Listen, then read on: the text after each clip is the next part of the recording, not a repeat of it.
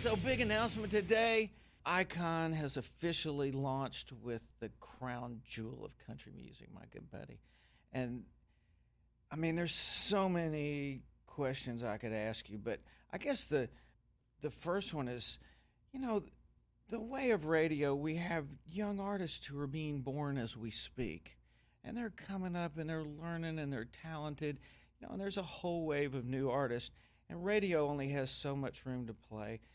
And an act like you that's had 60 top tens and 25 something number ones and whatever.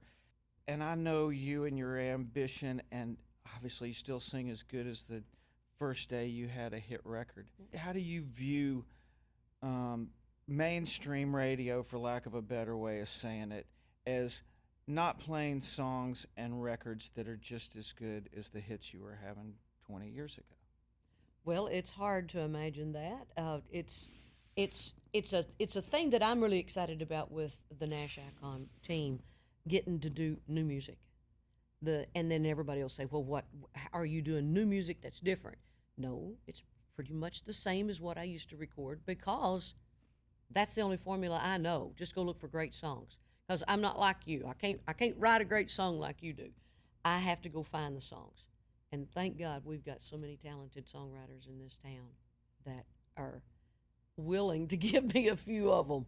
And I've just had a blast in the studio, gotten to work with James Stroud and Tony Brown, and just having a blast. So I think that the new music, with the musicians and the technology that we have, it'll sound like something I would have recorded in the 90s, but more up-to-date and modern, I guess you'd say. It's interesting in our world, and you've been here as long as I have, or maybe longer. Certainly been having hits longer than me, but I got here in 79 or 80. And when I got here, people were griping about country music, and it wasn't how it used to be. Mm-hmm. And the gripe has gone on for the 30 years that I've been here. People have been griping because it's never the same as it was, and there's always that camp, which I've never jumped in on or piled on. I've always appreciated, as long as it was good, what was going on currently. And the songs that are being written right now, and granted there's repetition, and there always has been. When something's a hit, people are going to pile on, especially if you're trying to make a living doing it. And writing songs for a living is really hard. But I think there's a lot of great music being written now. And I can only imagine that young songwriters would jump at the chance to, and this is, I can see a major renaissance for you coming. And I think it's really fun in a way that you're getting to launch again, because you deserve the excitement that comes with what's happening with this Icon thing. When you first started getting songs, were there things that you're going, oh, good grief, this is way past where I want to go? Yeah, but I did. I had the little idea of chasing radio songs. That's what everybody's doing right now. What are you going to do about that? And I entertained the idea for a little bit, and I thought, no, that's not me. Stick with what brought you to the dance. And so I go right back to that same formula. If it touches my heart and I sing it, hopefully it'll touch your heart. And that's the kind of songs that I like to sing, the ones that wring some emotion out of me and gives you either a tear or a giggle or a, oh my God, I don't believe please. I would have said that one. That kind of stuff. Just some kind of reaction. That's what I want to get from you. Well, you've never had a formula.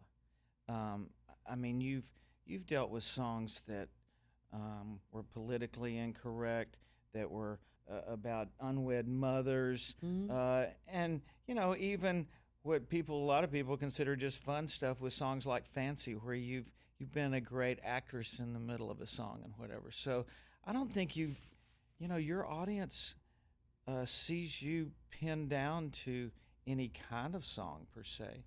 But obviously you haven't had the career that you've had, because what is true to your heart is true to your fans. How do you think they're feeling today, knowing that you're going to have new music coming out? I hope they're really excited, because they've been guessing everything from a new grandbaby to a new television show to going on Broadway, making a movie. What are you going to do? Go on tour? What are you going to do? So I'm really excited that they've been really guessing and excited about it. And I hope that this announcement has not disappointed them in any way. I don't think it has. Oh, Lord. Because my fans have been so good to me. They have followed me through thick and thin.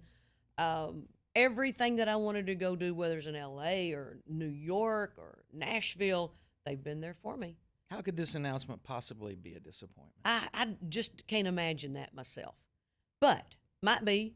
But I'll prove them wrong. Because I'm really tickled about the material that we've found, the songs we've recorded. I'm really proud of it. I think I've impressed Narvel a couple of times, so that's big.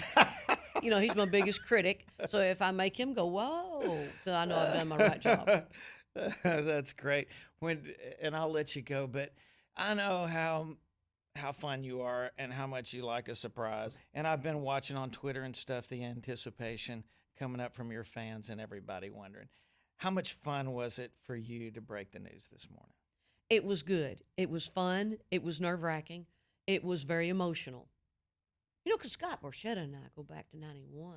When I first started working with Tony Brown in 90, right after I'd had Shelby, Scott came on board, and we have He's the head of your record label, the Icon label. Yeah, and I was with him on the Valerie label, and then that kind of, I kind of stepped away from music a little bit, kept touring, but because, I just didn't think it was ever going to be like it was, and I kind of liked it the way it was. And then when Scott came up with this, I was like, wow, could it really be?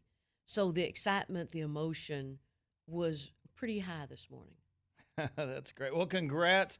I know everybody's on the edge of their seat going, when do we get to hear it? And that'll be the next big announcement. So till that happens, man, I look forward to hooking up and having a cold drink, whatever it is. We'll have us a soda pop. Okay, or a glass of iced tea. Or some iced tea. Sweet tea.